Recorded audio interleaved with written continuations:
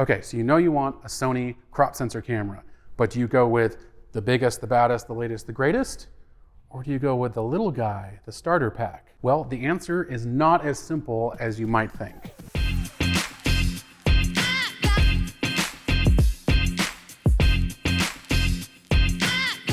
Today we're looking at the Sony a6700 and ZV-E10.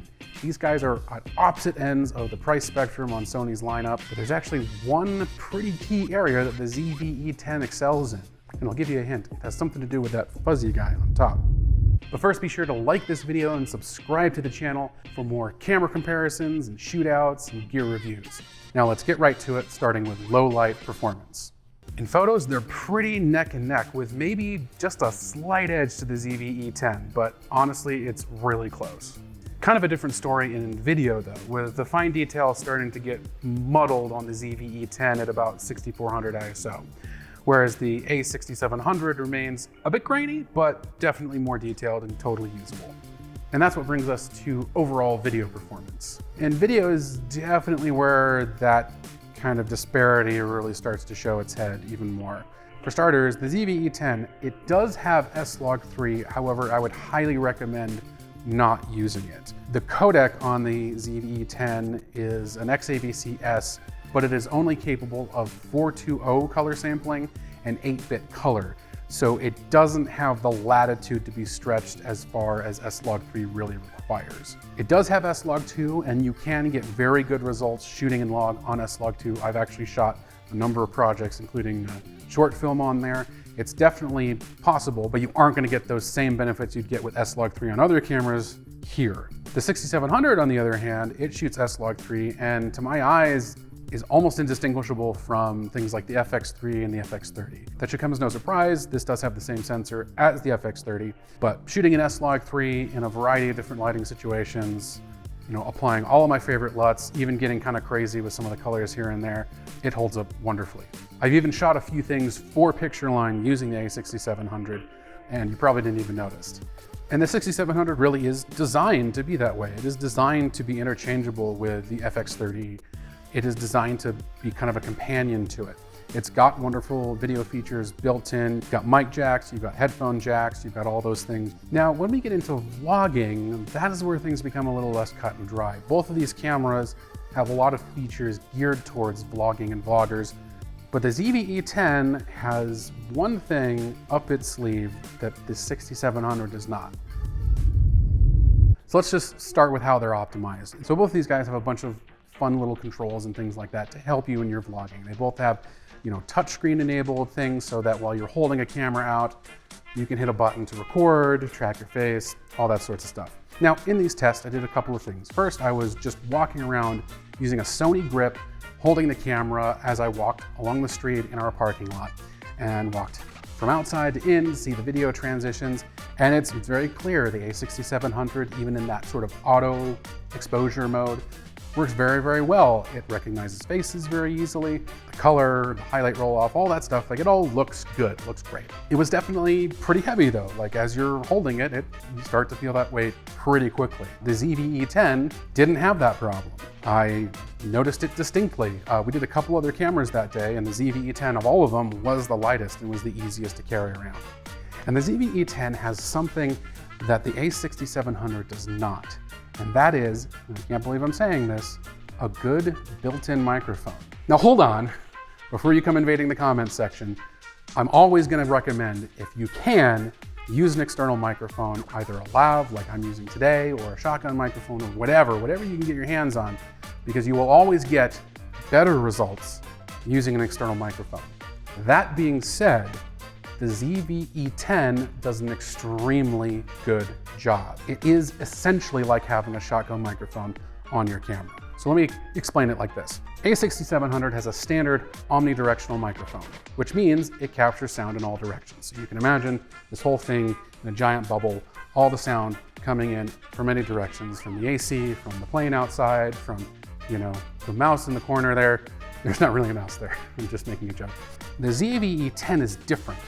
So the ZV-E10 is a directional microphone, which means it's focusing on one direction, kind of in a cone out in front of it, and it rejects everything off axis to that. So if we were recording on this camera right now and I was standing here explaining this to you, you wouldn't hear me very well because I'm speaking towards here and not from this direction. And for vlogging, that's extremely handy. That means that you can walk down the street with the street on your left and, you know, a busy cafe on your right, and it'll focus on you and you talking. Now, if you then point the camera at those things, you will hear them much more clearly.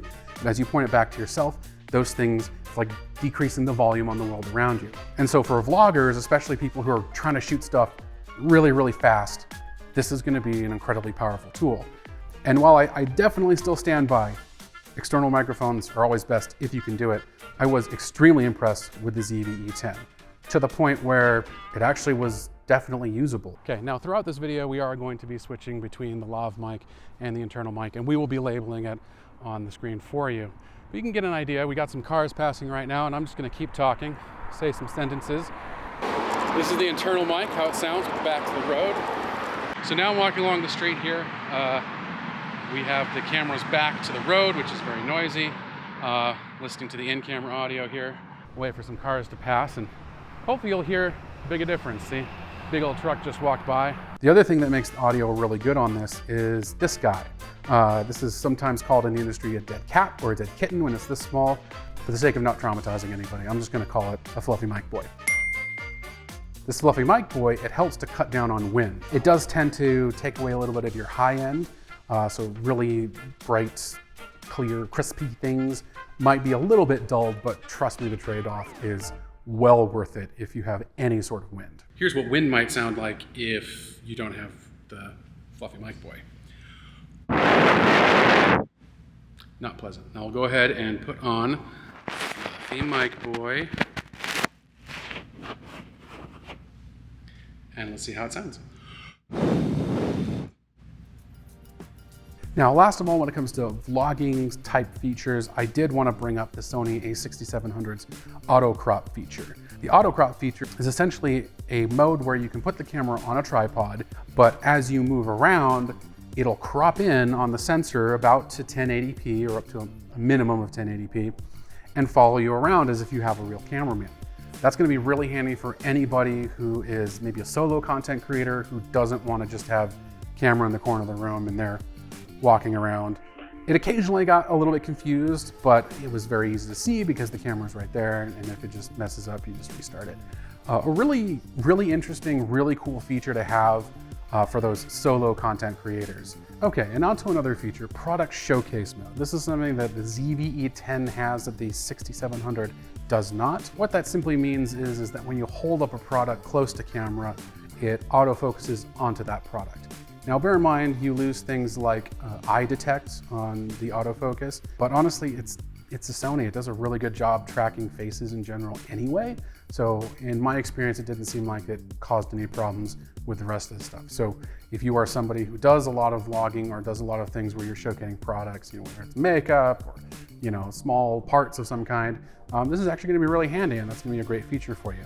I found with the 6700, it didn't have that mode, but if you simply just raised something in front of your face to the camera, it knew more or less what was going on. And so that's what I was doing to get anything like that to work. Okay, so this has been really vlog centric. So we're gonna bring it back to photo for just a minute.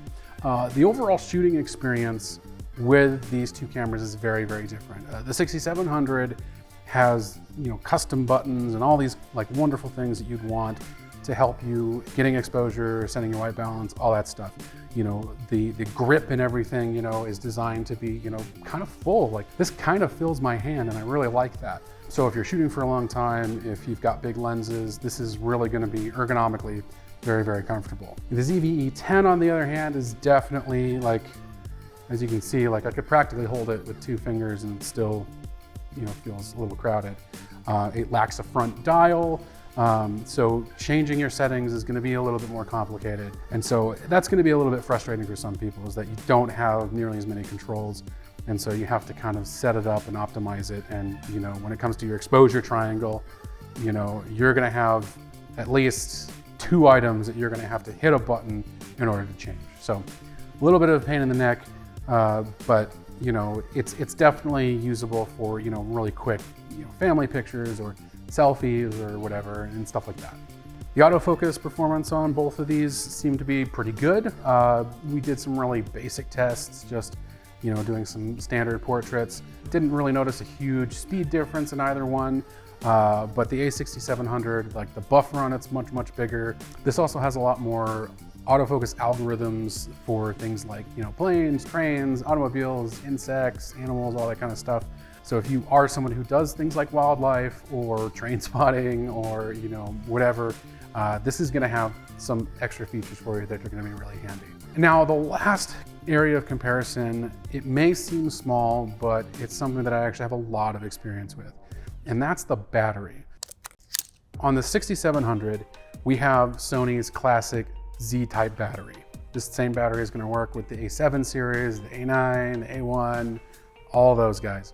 The ZV-E10 uses the W-type battery, which has roughly half the capacity of the Z-type battery. So that makes it light. It also means that you're just not going to get a lot of time out of it. So if you are going to be out all day shooting, you're going to have to bring, potentially half a dozen batteries. But if you're somebody who's taking this on vacation and you plan on doing some really quick, like, all right, I'm here in, wherever, and we're getting sushi. And you're like, look at the sushi, cool. You cut and you put it away and you put it in your bag and you enjoy your time with your friends. If it's something more like that, it won't be too bad, but you're probably going to want to have multiple batteries and or like a power brick or something like that. Now, that's not to say the 6700 you shouldn't have extra batteries with as well. A 6700, like I can take a battery on that, hanging out with friends, and I'll take one battery and it'll be great. So why would you choose the ZV-E10 over the 6700? The real answer is what are you using the camera for?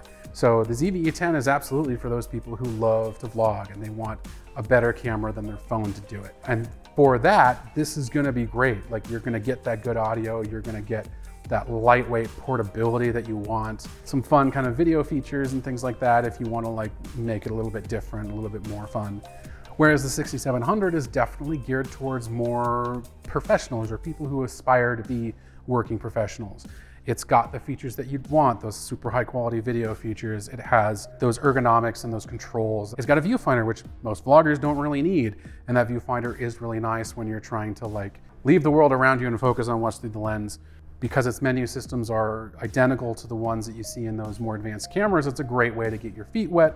And when you then move up to the larger cameras, you'll kind of have a little bit more familiarity with their menus and things like that. That is, of course, unless Sony changes their menus for the 20th time. But what do you think? Which camera would be right for you? Whatever it is, comment below. We'd love to hear about it. Today's video and footage was all shot using Delkin black memory cards. Check them out in the link in the description. They're great.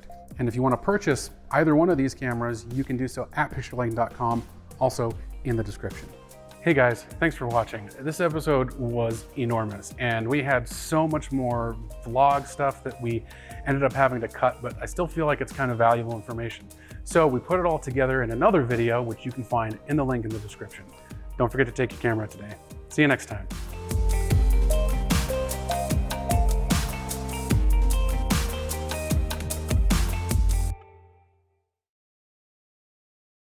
What do you think? How did they perform?